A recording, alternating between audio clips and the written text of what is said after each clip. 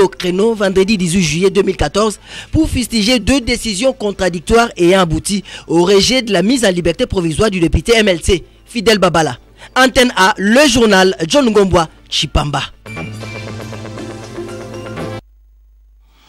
Bonsoir madame, monsieur, bonsoir. Le groupe parlementaire MLC et Alliés est monté au créneau ce vendredi pour fustiger 2 décisions contradictoires ayant abouti au rejet de la mise en liberté de l'un des leurs en la personne de Fidel Babala. Si le ministre congolais, si la ministre congolaise donc de la justice a été favorable, le procureur général de la République s'y serait opposé à déclarer donc ces groupes parlementaires. Eric Izami, Blaise Lunda pour le reportage. La liberté provisoire a accordé éventuellement au député national MLC Fidel Babala à la CPI, Cour pénale internationale, a fait transparaître une contradiction des autorités de Kinshasa selon le mouvement de libération du Congo MLC. Les élus membres du groupe parlementaire MLC et Alliés en sont choqués. Le dossier contre Jean-Pierre Bemba Gombo et consorts a été créé par des emails venant de Kinshasa et que ces emails devaient être divulgués excepté les noms de leurs auteurs.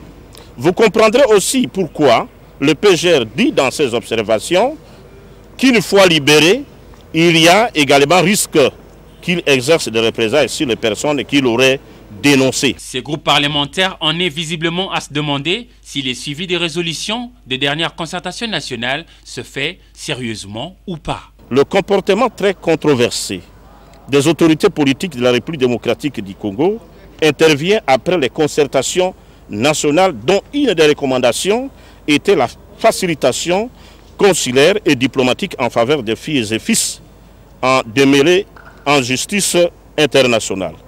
Où est passée cette recommandation et quel travail fait le comité de suivi des concertations nationales? Fidel Babala aura-t-il la chance d'obtenir cette liberté provisoire de la Cour pénale internationale? L'avenir nous dira. La République démocratique du Congo, après une suspension d'1 an, a été déclarée pays conforme par l'ITIE, l'initiative pour la transparence dans l'industrie extractive. Le Premier ministre Matata Ponyo a donc présenté jeudi les experts ainsi que les partenaires au développement, sans oublier les membres du gouvernement. Il les a conviés à une cérémonie dans le jardin de la primature hier jeudi, question de fêter cette décision des litiges. Reportage de Jean-Louis Mersekama et Papi Kadassi. Pour le Premier ministre Matata Ponyo, il s'agit d'une décision historique. L'AR des Congo, déclaré pays conforme par l'ITIE international, est une bonne nouvelle, mais pas une fin en soi. Mais comme vous le savez, mesdames et messieurs, les ressources naturelles sont épuisables, malheureusement. Et donc, elles exigent de nous une certaine rationalité, une prédiction, une gestion de l'avenir. La conformité n'est pas une fin en soi. C'est un processus qui nous exige une gestion rationnelle des ressources actuelles pour bien dominer l'avenir. Pour les chefs du gouvernement, l'AR des Congo doit rester un pays conforme selon l'ITIE. Nous avons satisfait, mesdames et messieurs, à 20 exigences pour être déclaré pays conforme.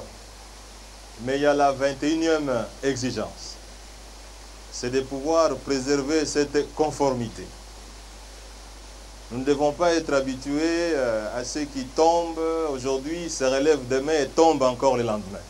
Il faut que les équipes et experts concernés ne baissent pas les bras et que la société civile ne relâche pas sa vigilance, a demandé le Premier ministre.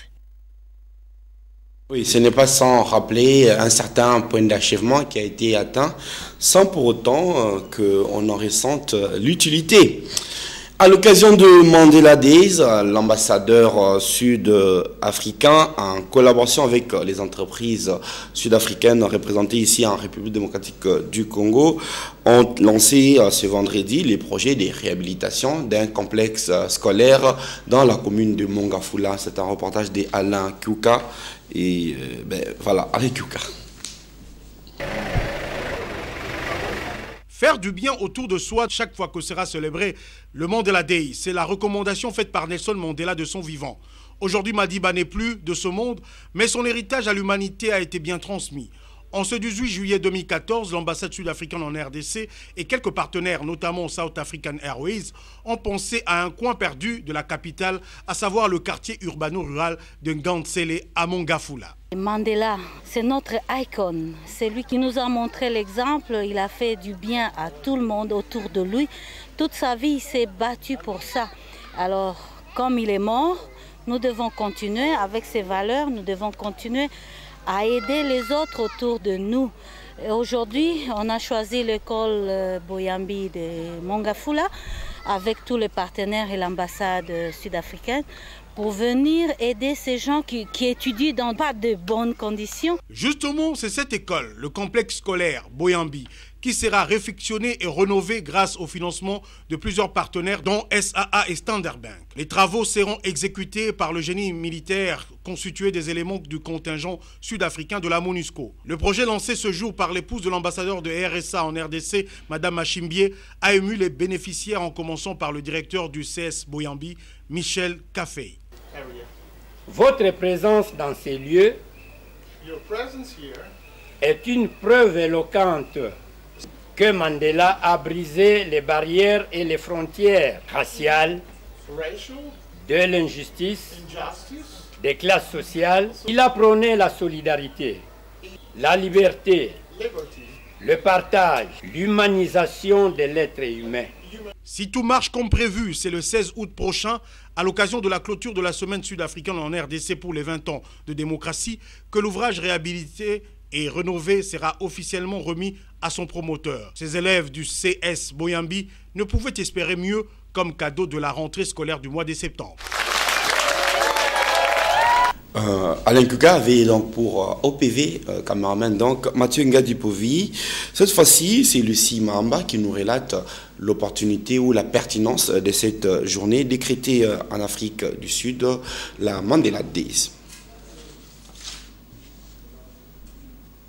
Mandela Day et existe depuis 2010. Depuis novembre 2009, l'Assemblée générale des Nations unies a décrété la journée du 18 juillet comme étant la journée internationale Nelson Mandela, dans le but d'honorer le travail abattu par l'ancien président sud-africain en faveur de la paix et de la liberté dans son pays. Le 18 juillet est aussi le jour de l'anniversaire de Nelson Mandela. À cet effet, l'ONU se joint à la Fondation Nelson Mandela pour exhorter le monde à consacrer 67 minutes de son temps à aider les autres afin de bien commémorer cette journée dédiée à cette icône africaine. L'objectif principal de cette journée a été de mobiliser les États membres et les citoyens du monde à s'approprier des valeurs qu'incarnait Nelson Mandela dans la société africaine et le monde actuel, à savoir le courage, l'esprit du dialogue, le sens de la justice, l'acceptation et le respect des autres qui sont des valeurs de base pour la paix dans le monde. Voilà.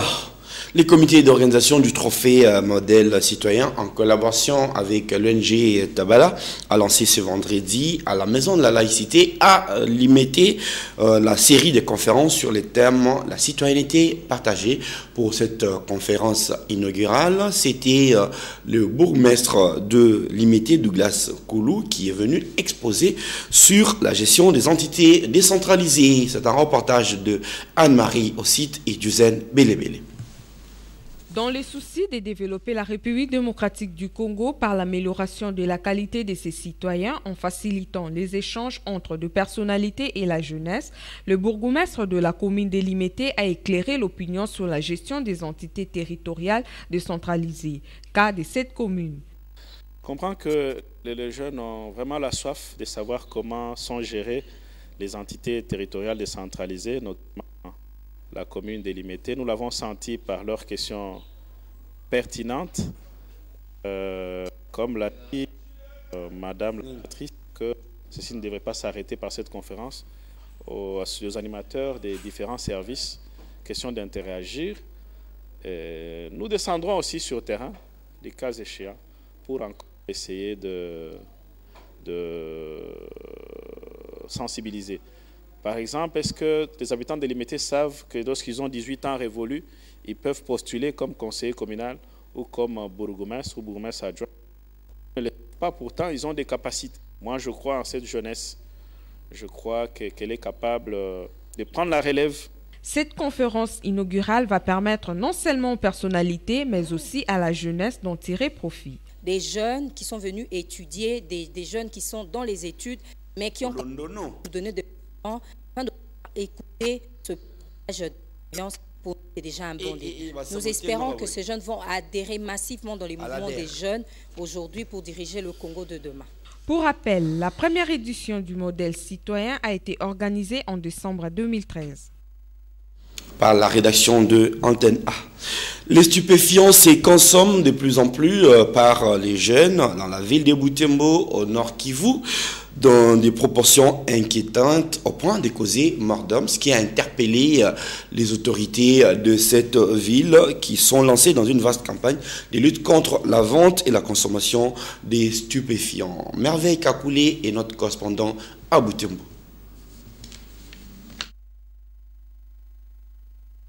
Cuire les aliments avec la boisson fortement alcoolisée comme eau, cela se passe à la ville de Butembo. Kitsa Omer, bourgmestre de Boulenguera, l'une des communes de cette ville, a tenu à dénoncer cette pratique juvénile. Lors de la parade de ce lundi, il s'est empressé d'annoncer une opération de lutte contre les antivaleurs. Nous avons estimé qu'eu égard à tous ces antivaleurs, si on n'agissait pas, on aura été complice. C'est pourquoi nous avons estimé nécessaire aujourd'hui de déclencher cette opération-là. Je l'ai d'ailleurs dit la semaine passée. C'est donc à cette semaine et j'estime que les gens sont bel et bien préparés. J'ai appris qu'il y en a ceux qui, à part les boissons fortement alcoolisées du Chave, il y en a qui prennent du Patex. Vous comprenez, c'est quand même horrible. À la commune de Voulamba, l'idée de lutter contre les stupéfiants est venue cette fois de la population de Fourou. C'est ce qu'a dit le bourgmestre de cette municipalité, Cyprien Moulondi. Alors, si aujourd'hui j'ai évoqué le problème des boissons fortement alcoolisées, d'autres stupéfiants là-bas, vous n'êtes pas sans savoir qu'à l'espace d'une semaine, il y a au moins 3 cas de décès par ces boissons. J'ai comme l'impression qu'il y a une conscience maintenant réveillée au niveau de Fourou, parce qu'en fait, c'est depuis samedi que j'ai suivi minute par minute et pas par pas. Et d'ailleurs, même hier soir, jusqu'à 20h, j'étais à l'extérieur de ma parcelle quand je suivais que ces parlementaires étaient en train de traquer les soulards et les gens qui vendent des boissons fortement alcoolisées. Cependant, il faut réglementer cette situation pour éviter les dérapages. Les informations à ma possession, ils ont des gens identifiés presque tous les endroits où on vend ces boissons fortement alcoolisées. Toujours les informations à ma possession. Ils ont même donné des ultimatums à tous ceux qui ont des dépôts à four. Ils leur demandent d'évacuer leur stock le plus tôt possible. En gros, ils n'ont pas de détails et qu'ils amènent ça ailleurs. Et que les cargaisons qui viendront, ils ne veulent plus que ça soit déchargé au niveau des fours parce que ça en est trop avec les morts. Les autorités des 2 autres municipalités de la ville de Butembo ont promis s'impliquer dans la lutte dans leurs entités respectives. Merveille Kakouli Sali beaucoup. Butembo, Antenne A. À Kalamou, à Kinshasa, précisément dans le quartier Yolo, la menace viendrait plutôt du côté des restaurants de fortune, appelés communément Malewa, dans la capitale de la RDC. C'est Malewa, tiré à la base de plusieurs maladies de Mansal. C'est un constat fait par Keren Messou, Sylvain Kapombo et Duzel Belebele. Nous sommes au marché Capella dans la commune de Kalamou, où se pratique un phénomène très connu des Quinoises et Quinois appelé Malewa. Nourriture préparée dans les restaurants de fortune. Et c'est généralement les aliments qui sont à la portée de la population, tels que les chinchards, les haricots, les riz, les légumes et les foufous, etc. Les consommateurs n'ont pas besoin de débourser une grande somme d'argent. Mais le comble est que les conditions dans lesquelles sont préparés ces aliments sont à déplorer et exposent la population aux diverses maladies, notamment la typhoïde. Qu'à cela ne tienne, les clients sont confiants car ils estiment que le coût d'un plat correspond à la profondeur de leur poche. Nous avons la facilité de nous remplir le ventre avec un montant très bas. Avec 1500 francs seulement, vous êtes à l'aise et la journée passe. De leur côté, les vendeuses ne jurent plutôt que sur le soin qu'elles accordent à la préparation de ces aliments. Nous gardons toujours propres nos aliments pour protéger nos clients face aux maladies. Nous entretenons nos marmites avant les repas, raison pour laquelle la population nous fait confiance. Ventre affamé n'a point d'oreille, dit-on. Mais cet adage ne doit pas être un prétexte pour les Quinois de consommer n'importe quoi, n'importe où, sans tenir compte des conditions hygiéniques. Un homme averti en vaut deux. Oui, parce qu'on peut aussi acheter beaucoup de maladies à très moins cher. L'association Voir avec le cœur organise une séance de formation en informatique depuis des ans au profit de personnes non-voyantes et ça se passe au centre pour handicapés de la ville de Kinshasa. C'est un reportage de Marcel Djonga et Mathieu Ngadipovi. La déficience visuelle ne constitue plus un obstacle dans l'apprentissage de l'informatique en République démocratique du Congo. Ici, à la maison communale de Kinshasa, se trouve le siège du centre d'informatique Voir avec le cœur, consacré à l'encadrement des non-voyants, couramment appelés aveugles. Cette structure a pour objectif d'initier les déficients visuels à l'outil informatique. Le chef de ces centres l'explique. Les logiciels, en fait, sont les logiciels parlants. Ça nous permet, dès que l'utilisateur, c'est-à-dire communément le non-voyant, dès qu'il ouvre l'ordinateur, à l'ouverture de l'ordinateur, ces logiciels-là prend déjà en charge le non-voyant et le logiciel-là va déclencher un son. Tout ce que l'ordinateur fait, le processus de démarrage de l'ordinateur, ce logiciel-là va reproduire un son vocal et le non-voyant aura la facilité de suivre le processus de l'ouverture de l'ordinateur. Quant aux apprenants, utiliser l'ordinateur n'est plus difficile grâce aux enseignements qui leur sont dispensés. Étant déficient visuel, j'arrive à apprendre l'ordinateur parce qu'il est muni d'un système parlant qui me permet d'utiliser cet outil avec plus de facilité. Et pour utiliser la machine, c'est plus facile par rapport à Braille. Virtual Digitry, tous les programmes sous menu. Maintenant, j'ouvre ça aux fléchettes droite. Catalogue Windows. Pour aller, je descends encore fléchette basse. Pour attester leur niveau d'apprentissage, l'une d'entre eux passe à une démonstration. Il revient à l'État congolais de soutenir cette initiative en vue de lutter contre la discrimination dont les malvoyants font l'objet. Oui, Marcel Djonga et Makaya sont des stagiaires non-voyants de l'Institut facultaire des sciences de l'information et de la communication qui viennent d'ailleurs de terminer leur stage académique à la rédaction de Antenne A. Pas de discrimination donc pour les personnes vivant avec handicap. Tolérance zéro à notre rédaction. On va parler autre chose. Bien, les voitures à 3 roues envahissent de plus en plus les artères des Kinshasa. Sont-elles des facilités pour les transports ou des dangers réels pour les transporter? C'est un reportage de Yagi Poiti, Mathieu Ngadipovi et Patrick Borel-Mouketi. Un autre nouveau moyen de transport après la moto a fait son entrée à Kinshasa, la capitale de la République démocratique du Congo. Il s'agit des petites voitures à 3 roues, couramment appelées Petita. Elles transportent jusqu'à 8 personnes. Très récentes dans la capitale, ces voitures sont aussi sollicitées que le moto à 2 roues. Elles seraient venues de l'Asie. Certains le prennent comme tous les autres moyens de transport ordinaires quand elles sont disponibles. D'autres par contre le préfèrent lorsqu'ils ont de la marchandise. Une autre catégorie de personnes ne les prend carrément pas. Elles pensent qu'elles ne sont pas confortables et ne garantissent aucune sécurité. En tout cas, moi j'évite cette petite voiture parce que je vois qu'il n'y a pas de sécurité. Un petit télescopage, t'es perdu. Je suis satisfait de l'avenue des taxis Petita là. Pourquoi? Parce que ça vient remédier à la crise de transport ici à Kinshasa. Cette voiture nous aide beaucoup et surtout si tu as des marchandises, tu peux louer pour éviter d'indisposer les autres clients.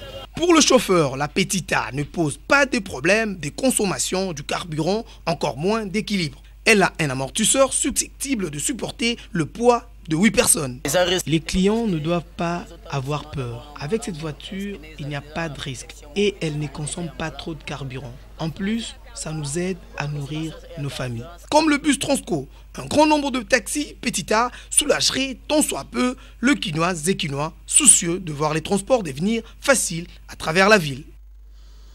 Il faudra savoir si ces taxis sont aussi assurés. En tout cas, à la SONAS, on a procédé comme d'habitude au paiement de dossiers des cas des sinistres pour les branches assurance automobile, incendie et vie. 128 dossiers ont été payés hier, jeudi, à l'espace jeudi sinistre à limité. C'est un reportage de Tolérance Bounsana, Vanessa Mpeko et Willy Kacha. La prise en charge de victimes de cas de sinistre, on en parlera toujours à la Société nationale d'assurance. Cette opération dénommée Jeu du sinistre a déjà fait ses preuves dans l'indemnisation des dossiers sinistres conformément à la législation. À Kinshasa comme dans l'arrière-pays, l'assureur institutionnel a payé 3 branches d'assurance dans la semaine en cours. Il s'agit de l'assurance vie, automobile et incendie. Ceci s'est déroulé sous l'œil vigilant des responsables du département des finances et de sinistrés. La SONAS vient de solder les dossiers de l'une de mes clientes qui a aussi une dette à payer à Maluku pour avoir acheté une parcelle qui n'a pas pu honorer ses engagements. Par rapport à cela, elle a été traînée même devant les cours et tribunaux. Et comme je viens de percevoir ces soldes, sûrement que nous ferons de notre mieux pour qu'elle aille solder ce qu'on lui demande par son vendeur. Sur ça, en tout cas, je ne peux que remercier la SONAS de vivre pour avoir honoré vraiment à ses engagements. Pour ce jeudi 17 juillet, le nombre de dossiers sinistres payés s'élève à 128.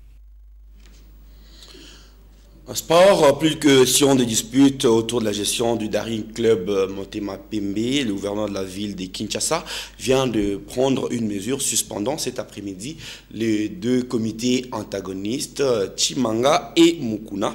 Les 2 personnalités sont donc sommées de ne plus engager Motema Pembe jusqu'à ce qu'il y ait des élections. Le gouverneur André Kimbuta l'a déclaré cet après-midi. Suivez-le au micro de Willy Kacha. La constitution de ce pays consacre la liberté de tout un chacun de créer sa société, suivez que ce soit comme SPRN n'existe plus, c'est SARL, de créer son association, d'adhérer dans n'importe, tout le monde est libre de faire comme il veut. Donc vous êtes libre de créer ce que vous voulez.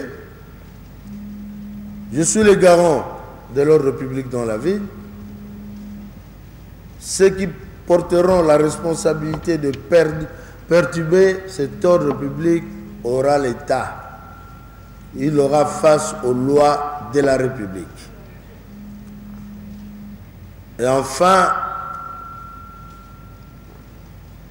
ces histoires d'appellation, c'est clair et net.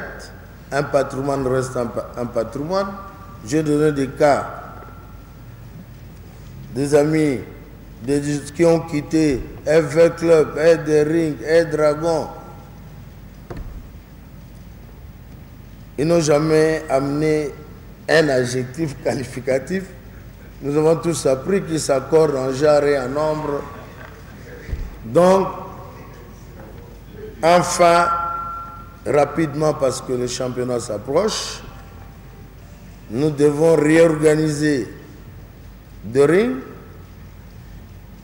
Comme ce point a été accepté pour tout le monde, que les comités existants doivent être démissionnaires, qu'on va convoquer une assemblée extraordinaire pour mettre un comité unique. Donc à partir d'aujourd'hui, les deux tendances ont cessé à exister. Celui qui va s'amuser à le faire aura les lois de la République qui vont s'appliquer. Là, je ne blague pas, je suis sérieux. Vous dites au président Mukuna qui n'est pas venu que ces gens qui s'entraînent au stade 20 mai, ça s'arrête aujourd'hui. Demain, la police sera là. Vous n'avez pas à applaudir. Il n'y a pas de... Non. Il n'y a pas de triomphalisme ici. C'est l'ordre public que je vais rétablir dans la ville. The ring est indivisible. Vous êtes libre si vous voulez créer votre club. Choisissez un nom. Ces histoires des Immaculés de la Nation pour retrouver Imana, ça ne passera pas.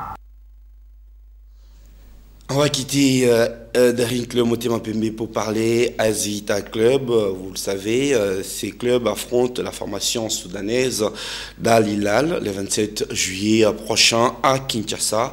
Le coach de ces clubs vert et noir fait le point des préparatifs de cette rencontre de la 4e journée de la très lucrative Champions League africaine, nous dit Papi Katassi.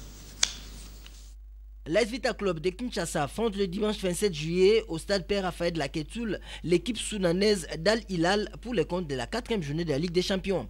Flora Ibengei Kwange fait le point sur les préparatifs des Moscovites avant ces derbies. Nous préparons à jouer cette très belle équipe du Soudan le 27.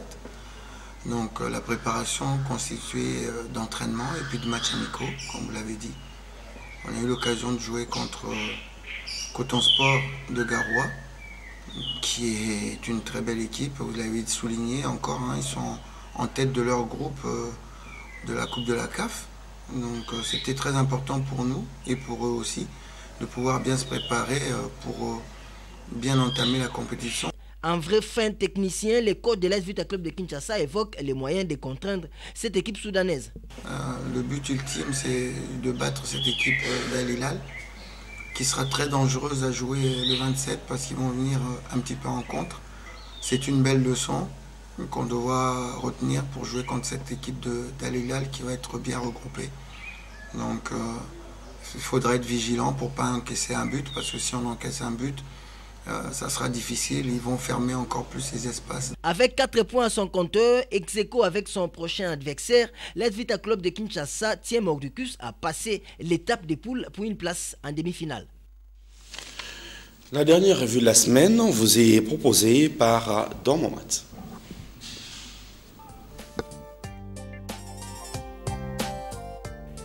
Bienvenue à cette revue de presse qui s'ouvre avec Forum de Zas. Le journal a constaté que, comme au bon vieux temps de la transition sous Mobutu, l'opposition est dans la tourmente. Des alliances se font et se défont au gré des circonstances entre deux partis qui n'ont en commun ni l'idéologie ni le programme.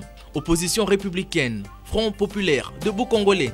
Autant d'alliances s'étonne le tabloïd dans les camps de l'opposition en RDC. La dernière en date est celle entre l'UDPS, l'UNC et les CD. A priori, souligne le tabloïd, rien de substantiel ne lie ces formations. Il ne s'agirait que d'une organisation en contrepoids pour imposer l'alternance politique en 2016, rien de plus, comme le souhaiterait l'Association africaine de défense des droits de l'homme. La SADO aurait, à en croire la prospérité, interpellé Tshisekedi, Kamere et Fayoulou, respectivement président de l'UDPS, UNC et SID, au sujet de la fédération des partis Kisangani et non plus Irebou comme site des rassemblements des FDLR avant qu'on puisse leur trouver d'autres pays d'accueil. Après la déclaration de la RDC comme pays conforme à l'ITIE, le Premier ministre Matata Ponyo préconise une gestion rationnelle des ressources naturelles pour mieux dominer l'avenir et pour doter les générations futures des moyens de leur compétition à lire dans l'avenir.